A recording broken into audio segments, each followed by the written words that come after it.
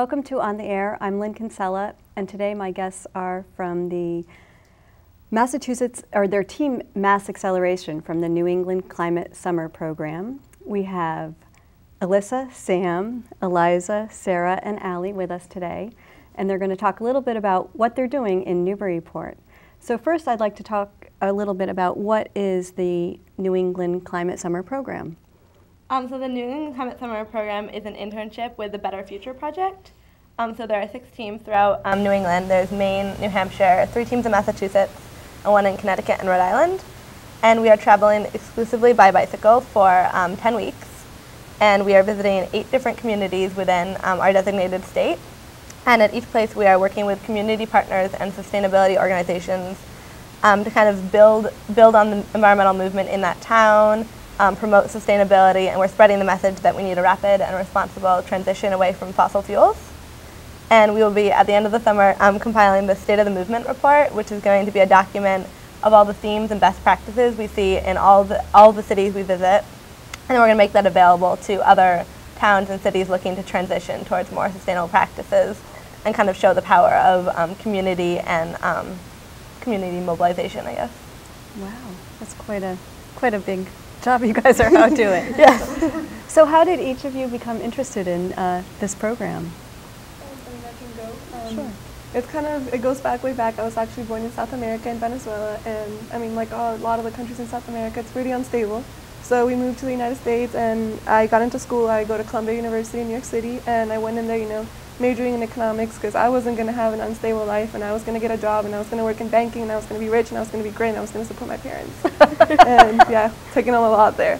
Until orientation week, and I went to a lecture by a professor, and he just talked about working in Africa and helping communities develop sustainably, and I just walked out like, I have to do that. How do I do it? So I decided to major in environmental science, and just looking for something to do this summer that related to my major.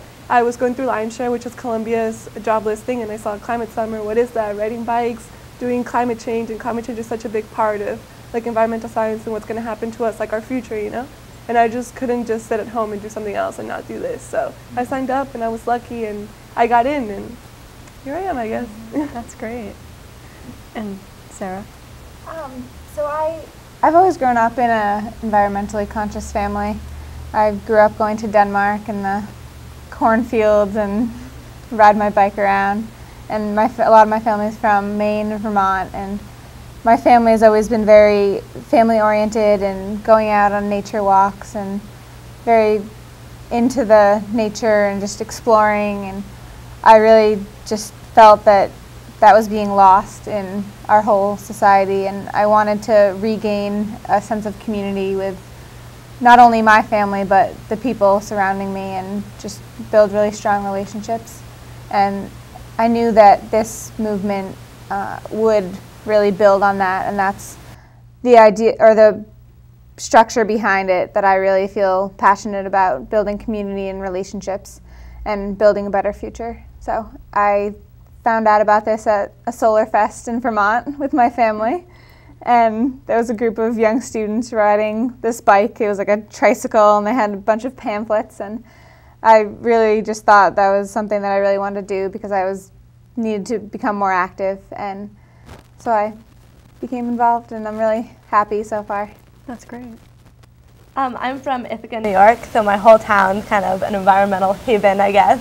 There's a lot of activism, and in high school I went to an alternative high school of 30 people in my graduating class, and the entire curriculum was based on project-based learning and surface learning. So I got really involved in social justice issues and environmental justice issues within my community, and I was always surrounded by people who were very like-minded and very environmentally focused and very active people. And when I went to college, it was kind of a shock for me because people were so much more apathetic. They had different priorities. People were from such a different place.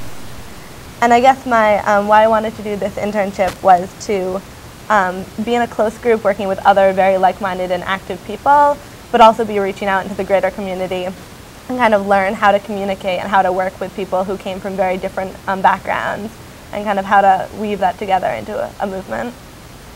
That's good. And Sam? Yeah, I'm from Philadelphia originally, and like Eliza, I attended a school that was really focused on the environment. I attended a Quaker school, and Quakers really focus on community and simplicity. And in community and simplicity, it includes your environment, so I really learned to appreciate my environment or nature around me as part of my classroom. And so I attend Wellesley College outside of Boston, and although I'm studying linguistics, I know the importance of being in any job position or any field of science or study and still really striving to work for a better future and for a better environment. So that's sort of how I ended up on this. I heard about it through Wellesley College. And Alyssa? Well, I grew up in a suburb outside of Seattle, and for me it was all suburbia all the time, and I didn't have a place where I could just like connect with nature the way I wanted. But I eventually found that in my grandma's house. She lives on a beach on the coast of Washington, and I started seeing it like become degraded over like 21 years, and I felt like I needed to do something. So when I was in college, I did a little paper and expose about it, and it felt so empowering. And when I heard about this internship, I was like, I want to feel that way again. So I thought that I would travel across the country to bike in New England, which a place I'd never been to before. So I was like, how exciting, I'll do it. That's great, yeah. And it's a very well organized program, it sounds like. So each of you has a role within your team even. Could you talk a little bit about what your roles are?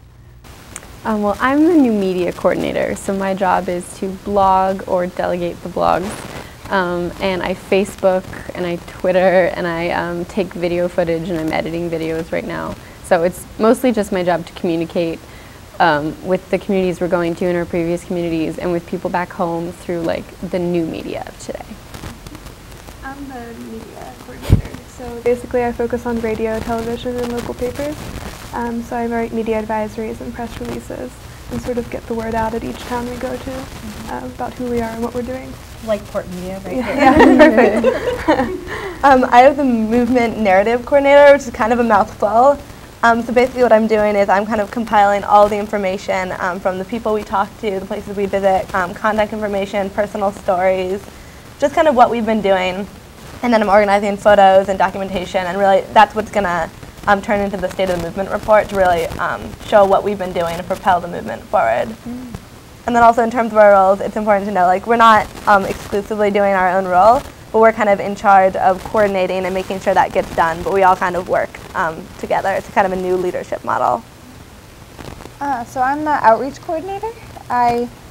Before we go to a town, it's generally like a week, 1 to 2 weeks before, and we really try to, one of the directors has previously contacted people that in the towns that they feel that we would really connect to and help build the movement. So I'm given those contacts, and then I look further into that and start talking to them, and we all talk about what we'd want to do in that town and how to work with those people and really feel like cater to the town's needs. And so we really just advance contacts and trying to figure out what we're going to do. And I'm the team leader. So because the roles are so huge, technically I'm here so that if they need somebody to bounce ideas off of, or they just need help, like they have a lot of work. So I'm here to take on some of that work, and also because they're each doing something so specific, I'm the person who keeps the big picture in mind. So this is what we're working towards. So all these roles are really important. They're essential for the big picture, which is what I keep in mind technically. And then also as a group, we're living on $5 a day per person for food, so Ollie's also kind of the budget, our budget. And the GPS directions, which if it wasn't for the GPS, we wouldn't be here right now. I'm also I don't have a great sense of directions, so. Sam's our director. Yeah, I show the map to Sam, and Sam shows us the way. She just has the device. Yeah. So what is your focus here in Newburyport? What have you guys been working on? We've been working a lot with Transition Newburyport. It's the idea that, or the philosophy that towns really need to build a strong community and structure to support one another, and their motto, I guess, is resilience. So just to be able to sustain themselves and really build off of each other's skills. So we've been working with them and spreading their role in the community, as well as just working with other community partners. And then today, actually, we were at the All Chemical Garden, so we're kind of learning about the permaculture design which is kind of a really good model for what we're doing, because permaculture is all about connections and working in a really simplistic, like, good model, and we've kind of been modeling ourselves in that with working with communities. And the All Chemical Garden is at the along the Clipper City Rail Trail. Yeah. Okay, just to let everybody know. Yeah. The idea was to have it in a place that wasn't downtown where most people go, and just kind of set it off on the rail trail to get people on the rail trail and interested. And it's in the industrial park, so have those two connected and side by side and show the companionship. And what other activities have you done or will you be doing over the next few days in Newburyport? We met with David Hall at the Tannery Marketplace, see everything that was going on there, the solar panels, the 25 recycling bins on Tuesdays. We took pictures of those. Side of the street, like it lines like a big part of the street. Yeah. It's really great to see. I think it's a good visual for the town as well, just to see what they've done, and it's a really great community of shops in the Tannery, so that's good to see. Right, to have a shopping center that is environmentally friendly. Yeah. We just sat there with David, and he would say hi to everyone. And everyone was saying hi to each other while they were shopping. I think that's something that's really important. And then yesterday we screened Gasland, which is about hydraulic fracturing, which is becoming a really big issue with our country kind of turning to natural gas as a transition fuel. And that's a really personal issue for me because I live in Ithaca, and all of the land around me has been leased to the oil and gas companies. And Gasland is a documentary by Josh Fox that kind of shows really how detrimental that process is to both the health of the community and the environment. And while that isn't something that's happening in Massachusetts, it is very relevant to this community because half of Massachusetts' energy comes from natural gas. So it's a really good issue to kind of bring here that hasn't been talked about that much. We had a great number of people that come out to it too, and they had a lot of great questions. We couldn't answer all of them, but it was exciting to see them wanting to know a little bit more, even though they don't have hydrofracking in their backyard. And it was a good just conversation about what we can do and how it's very discouraging. But I think it's important to know that everything, all the water systems and everyone's lives are interconnected, and that if people are suffering in Pennsylvania and New York, that we need to help them. Right. Okay. So, Eliza, I think you had mentioned a little bit about some of your peers. You were a little disappointed that some of your peers were so disconnected with what's going on environmentally. How do the rest of you feel, like being in college and studying the different programs that you're involved in? How are you seeing your fellow classmates, your peers, in terms of their environmental awareness and activism? I go to UMass Amherst. I consider it it's in farmland, it's in the valley, so there's a lot of consciousness. We have a student farm. I'm part of the permaculture program there, and there's a permaculture garden outside of one of our dining halls that is going to feed a lot of the students. And I lived on a sustainability floor in my building for freshmen, and we took a lot of classes together on hunger and the global economy and a lot of the worldwide issues that are happening. And so a lot of my peers, but that was only 20 students.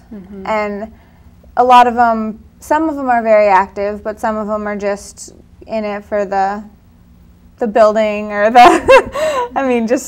but a lot of them were definitely concerned, and I grew a lot of good relationships and people that I can work with in the future.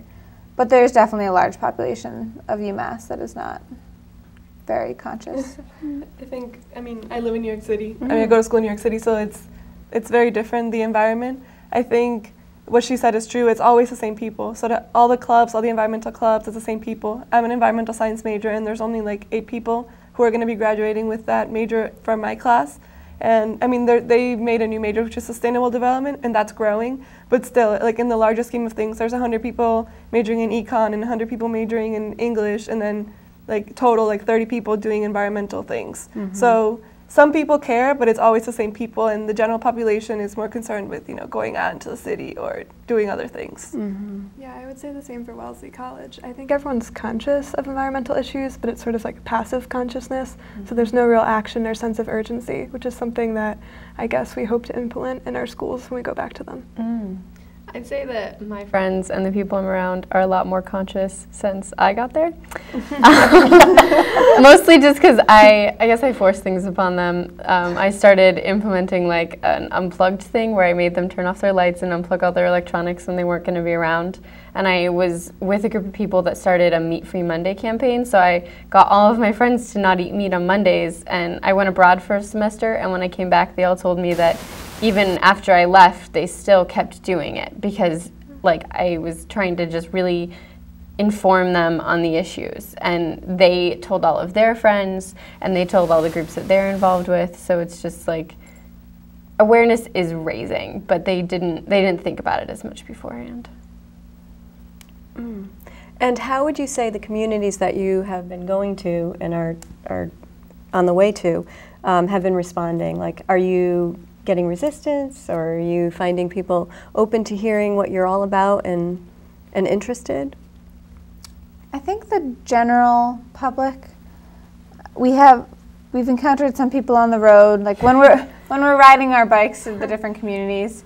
People are very curious. I mean, we have 2 trailers in the back of us, and our whole bikes are like toppling over, literally, with stops. They're on the side of the road. So people ask us what we're doing, and they seem to be generally like interested. I mean, they're not going to go and do something about it or really like look into us, but then they ask, and they might. I mean, we never know, honestly, who would be looking further into it.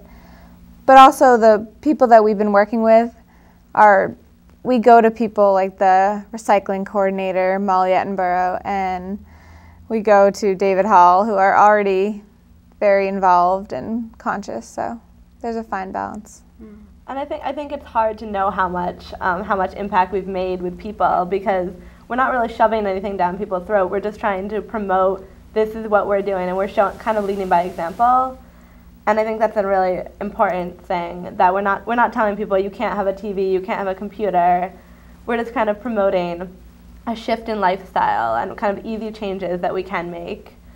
And then I think people are really connecting to us more than we can see on the surface. Yeah, and going off of that, we actually had a great community partner in Lowell. His name is Chip. We love him, and he actually put it to us in a way that really touched me. That he says that we go by like a motorboat really quick. We go through the city. We're only there for a week, but we make a lot of waves. So we don't see it because we're just going through so fast. But I mean, I hope that that's true. Because we really don't get to see if we're making any kind of changes or affecting people. And some of it you might see later on with, say, your Twitter hits or your Facebook blog or whatever, blog responses to the blogs and things like that. So we've gotten quite a few responses to our blogs, and it warms my heart every time. I'm like, yes! And we get a lot of community people following our Twitter after being there, and I was like, great. So that's, those people are going to follow us for the next 8 weeks because they care. Yeah.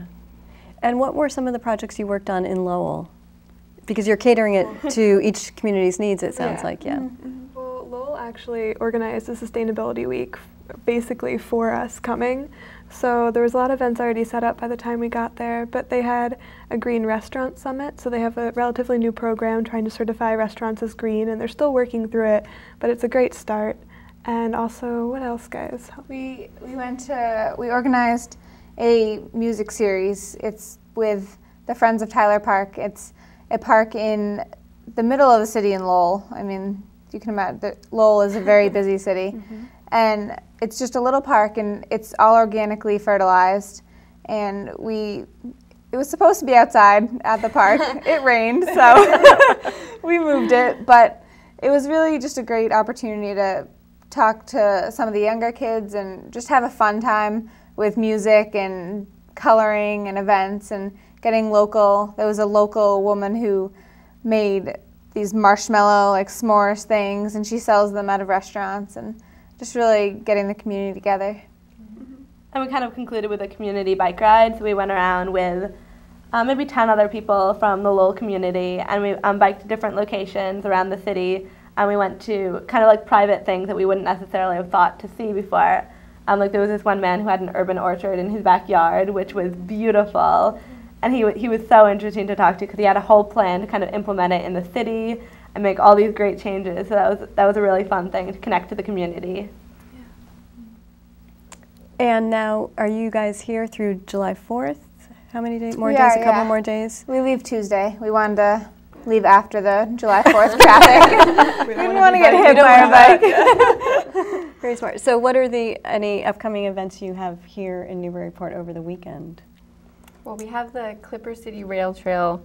We're doing a Bice Cream bike ride.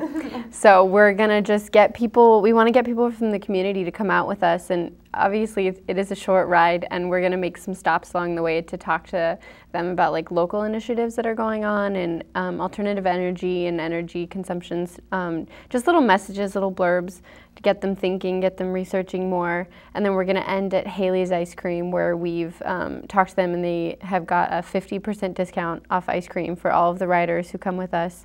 And if you don't have a bicycle, you can get one from Riverside Cycles, where they're doing a $5 off half-day rental. So, I think it's a great way to connect with the community again, and we're bringing Haley's and Riverside working together, and it's going to bring hopefully some people out and just really connect with the different. I mean, we were at the All Chemical Garden today, and we really did not know that much. I mean, it looks beautiful, but there's so much behind it. There's so much art and so much meaning, and we really hope to get people to just notice those little things like Mark Ritchie's woodworking and the commuter rail that's so convenient and things like that. And while our message is pushing away from fossil fuels, I think the community aspect is a really, really huge part of it, because we're recognizing that not everyone's going to come from environmental reasons, but people are going to come from economic reasons, personal reasons, social justice reasons, and that's how our movement really is going to become something. And will you be at the farmers market on We will. Sunday Yeah. too? And have a little booth there, information about the program? Yeah, I really hope to connect to people, talk to them, and spread our message. So were all of you bikers, like, before you even got into this program? Because it sounds like you're doing a lot. I didn't even have a bike before this program, so I had to get one and get it over to Massachusetts. Right, ship it all across the country. Yep. Yeah, I had a bike, but I brought it into a bike shop to get it tuned up, and they laughed at me. So, but now we're good. Yeah. Yeah. It's a big change for a lot of us. I mean, we're covering, almost 1,000 miles this summer. We're traveling only on bikes. Like, it's pouring and people offer us rides all the time, but we won't take them because we'd rather stick to our values and ride our bikes the whole summer. And it's a big change. Like Alyssa, I hadn't been on a bike in years. So, but now I'm feeling good. I don't know if you guys feel good too. Yeah, I really haven't noticed it. We've adapted I mean, well. Yeah, Yeah. it's great. You see so much more. It's true, and you get to talk to so many more people. We've met a ton of people just being on the side of the street, and they're just like, oh, what's that about? My directional skills have increased. Yeah. Not a lot of this. And have people actually joined you on any parts of your journeys? You know, from town to town or anything? Do you getting no, not for long spontaneous? distance. Yeah. Conrad might join us to Salem, but We'll other get than some that. people. Yeah, I mean, if you want to join us, that's fine. Come with us. It's fun. The We're a hills fun are a group. good time. You can take our trailer. They don't have the hitch though. We'll figure it out. We can pull the 75-pound trailer up the hills. And so Salem's your next stop, is that right? Yeah. Yes. Salem, Mass, and you'll be there for another week? Yeah. After you finish here. Yeah. And we are getting, towards the end of the program. We have a couple of more minutes. So are there some other topics that you'd like to talk about what New England Climate Summer is all about, or other areas that you'd like people to be aware of? We really just hope to get people thinking about these issues and just trying to make the little changes in their life and spreading the word of things that they can do. And just being conscious of the people that are around them and their actions, and that everything's interconnected, and they really have to be aware of the other people around them and other nature. Yeah, that we're all connected in some way. And really recognize that the little things you do in your life really do make a difference, but there's always a next step you can take, and there's always something else you can do, whether it's reaching out to your neighbor and talking to someone else, or just strengthening your community in some way. There's always more you can do, and I think that's a really fun, hopeful thing. Yeah, I mean, we've only been to Lowell and to Newburyport so far, but I feel like there's such positive energy in the communities we've visited, and so it's sort of that shift away from fossil fuel energy, and maybe more community energy could take its place. So. And I will say, if anyone would like to follow us, there's one of 5 ways. You can follow us on the Climate Summer website, so it's climatesummer.net. And we also have a blog, climatesummer.wordpress.com. We have a Twitter, MA1 Climate Team. We also have an email address, massacceleration@betterfutureproject.org. And we also have a Facebook. So Climate Summer, search us on Facebook and it'll bring it up. So many different ways that you can follow us. We'd love to talk to you, so comment away and Twitter away, and we'll talk back. And share your ideas. Yeah. And I guess if people want to do something on September 24th, right? Yeah. Check it out on 350.org, so that's 350.org. They're going to have a day of action called Moving Planet. Yes. And people are going to be meeting. They want 5,000 people to make it out to the Boston Commons. So if you're too far away, they're going to have big events in cities throughout the United States and throughout the world, actually. So check it out and find one that's near you. And if you're close enough to Boston, bike or walk there or take the train there. And we want to show, the politicians that we are serious about this. Like, we want to change and we want it now. Mm-hmm. And there have been some plans from Newburyport and Salem and Beverly to either ride your bikes or take the commuter rail with your bike and then ride to the spot of action. So look for those on 350.org. And now, how many more weeks of this program do you have? 7? 7 weeks. Wow. Wow. So you're going to be on the road through the heat of the summer. Yeah. But along coastal Massachusetts, some of the towns? No, we're actually going inland now. This is the furthest coastal we get. Salem is pretty Salem close to and Salem and Beverly. So we're going to Salem, Waltham, Worcester, Springfield, Winchester, and then Cambridge, where we're going to meet our 5 other teams and build the State of the Movement report. So will there be some closing activity to end the program that people might be invited to as well? Mostly the 350.org. We're all going to meet, but that's a month later. Mm-hmm. But we're just going to end with building the State of the Movement report. And I think it's really important that we're not our program doesn't really end ever. It's kind of something that we're going to spread throughout the rest of our lives. Yeah. So. And you're going to continue to live it, bring it back to your schools, to your roommates, dorm mates, and everybody else. And that's why they wanted it in the summer, because a lot of campuses leave and the environmental groups just forget about everything they had started during the school year. So trying to bridge that gap between school years. Mm-hmm. Okay. Well, thank you all so much for coming to Newburyport, for sharing your message, and for especially being here with me today. I really appreciate it. Thank you. Thanks so much. Thank you for spending time with On the Air. We hope to see you again soon.